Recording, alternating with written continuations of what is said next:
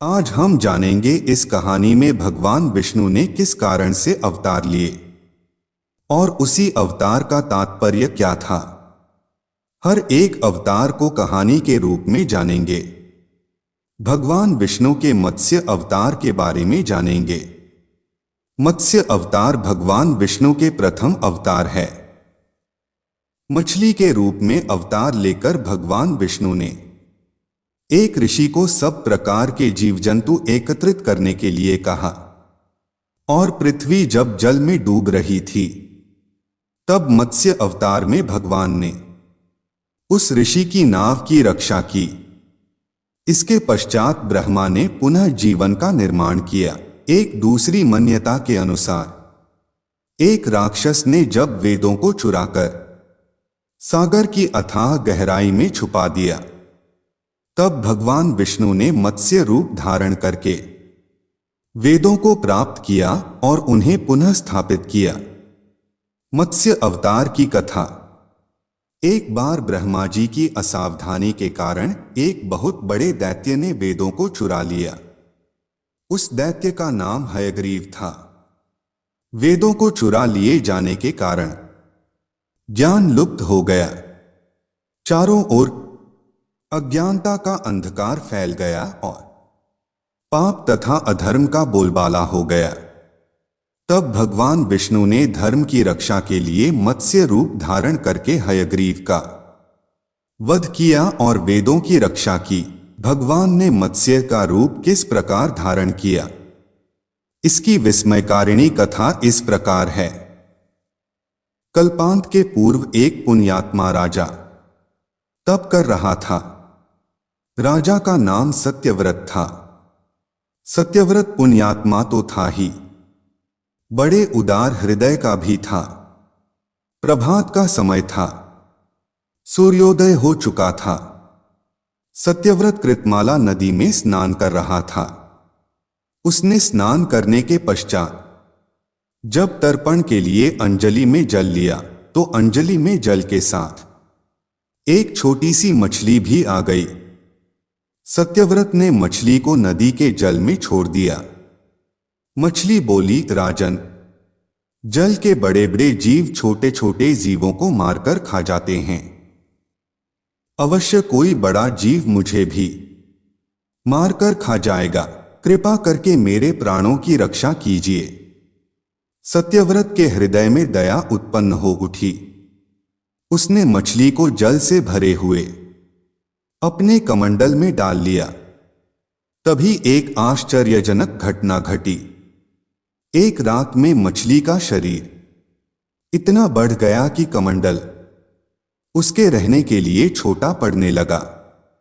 दूसरे दिन मछली सत्यव्रत से बोली, राजन, मेरे रहने के लिए कोई दूसरा स्थान ढूंढिए, क्योंकि मेरा शरीर बढ़ गया है। मुझे घूमने फिरने में बड़ा कष्ट होता है। सत्यव्रत ने मछली को कमंडल से निकालकर पानी से भरे हुए मटके में रख दिया। यहां भी मछली का शरीर रात भर में ही मटके में इतना बढ़ गया कि मटका भी उसके रहने के लिए छोटा पड़ गया।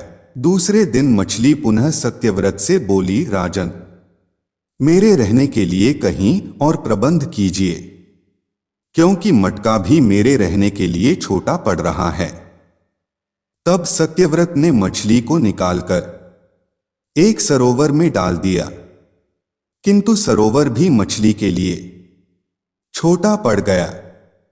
इसके बाद सत्यव्रत ने मछली को नदी में और फिर उसके बाद समुद्र में डाल दिया। आश्चर्य!